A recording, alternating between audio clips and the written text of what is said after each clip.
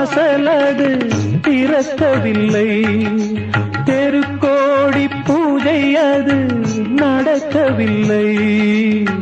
தேவதையை காண்பதற்கு வழியும் இல்லை, தேன்மொழியை கேட்பதற்கு வகையும் இல்லை. காதலில் வாழ்ந்த கன்னி மனம் காவலில் மாடையில் கன்னி விடும்.